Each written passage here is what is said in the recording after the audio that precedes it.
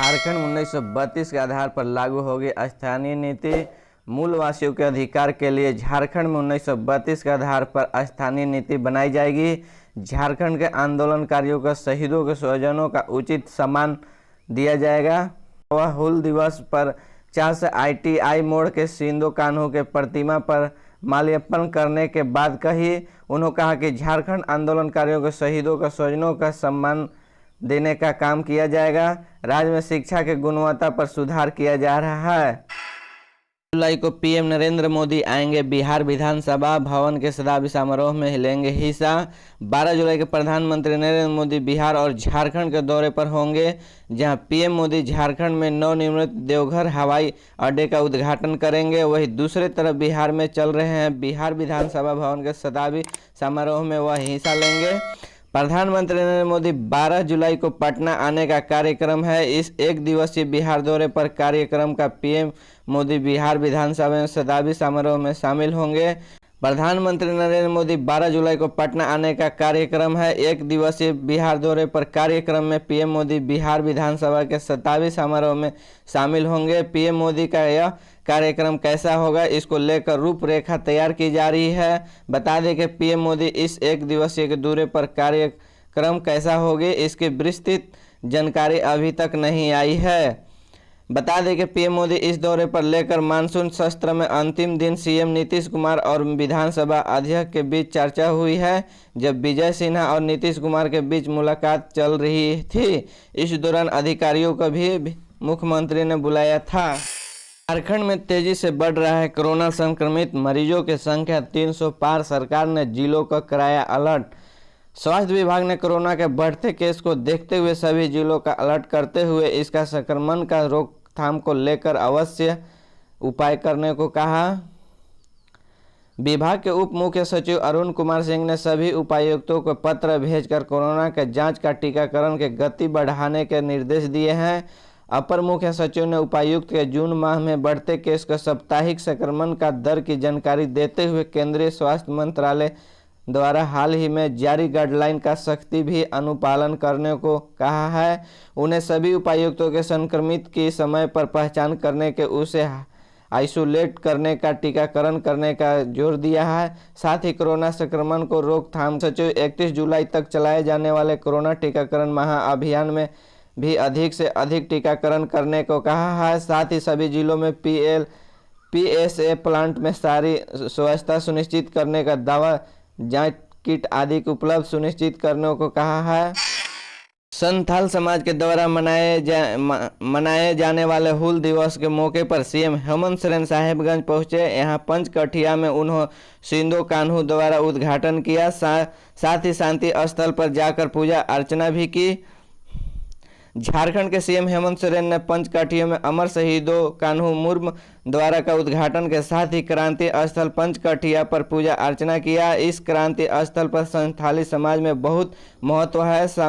साहेबगंज के पंचकठिया स्थित क्रांति स्थल का हूल क्रांति का काफी महत्व है।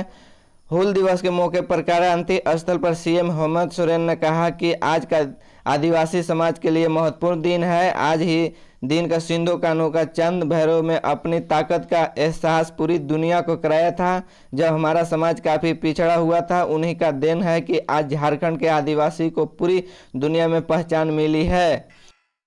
राज्य के शिक्षा मंत्री जगन्नाथ महतो गुरुवार को पुलिस अधीक्षक के आवासीय कार्यालय पहुंचे। उन्होंने यहां पुलिस का अधीक्षक चंदन झा को शाल ओढ़ाकर सम्मानित किया गया।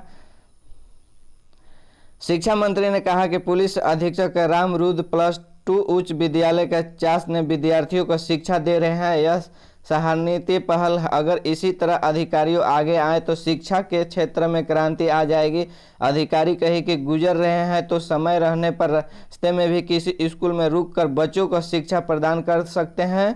इस बच्चों को शिक्षकों को मनोबल बढ़ेगा। पुलिस अधीक्षक चंदन झा ने कहा कि मेरी शुरू से पढ़ाने की रुचि रही। इस गुमला चाईबासा रांची में रहा था, वहाँ भी छुट्टी के दिन सरकारी स्कूलों को विद्यार्थियों को पढ़ाता था। बोकारो में रामरुद्र +2 उच्च विद्यालय में बच्चों को शिक्षा दे रहा हूँ।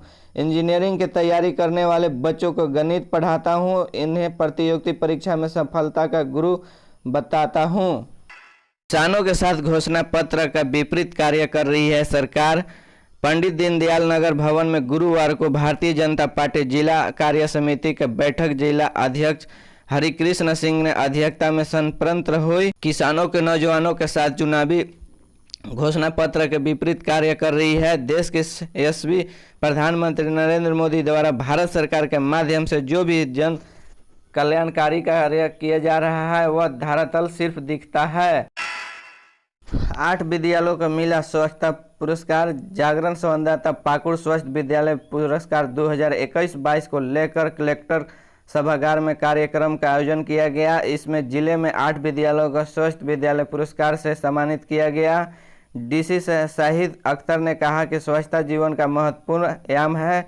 स्वच्छता माहौल में भी बेहतर शिक्षा प्राप्त की जा सकती है। उन्होंने कहा कि विद्यालय में पेयजल, शौचालय, हाई धुलाई इकाई, बच्चों का व्यवहार परिवर्तन को लेकर पाकुड़ जिले में 8 विद्यालयों ने अपनी पहचान बनाई है। पाकुड़ जिले में राष्ट्रीय स्तर पर विद्यालयों को मुख्यमंत्री हेमंत सोरेन ने जुड़े माइनिंग लीज और सेल कंपनियों ने मामले में झारखंड हाई कोर्ट में सुनवाई हुई।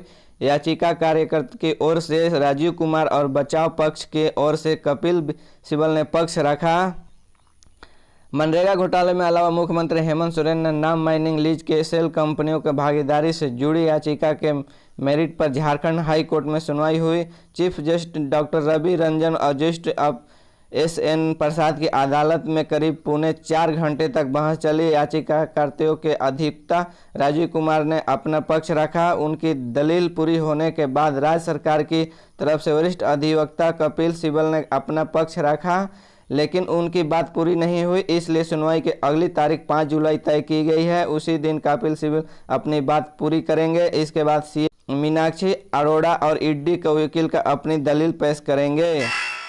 स्कूल में मैट्रिक टॉपर को दिए 10,000 रुपये। कांके प्रतिनिधि जैक की ओर से पिछले दिनों में मैट्रिक का परीक्षा परिणाम जारी किया गया था। इसमें कांके स्थित अनीता बालिका उच्च विद्यालय के छात्र राधिका रानी ने 95.7% अंक हासिल कर स्कूल में टॉप किया था। कंचन कजूर ने गुरुवार को उसे साढ़े समारोह में 10,000 रुपये नगद देकर पुरस्कार किया। प्रिंसिपल ने बताया कि विद्यार्थी जीवन हमारे समाज है, देश के बुनियाद है, जिसे शिक्षा संस्कार का विभिन्न गतिविधियों को अव्वल बनाते हुए मजबूत किया जा सकता है। इस मौके पर छात्र के परिजन का विद्यालय के शिक्षक शिक्षाओं का मौजूद थे।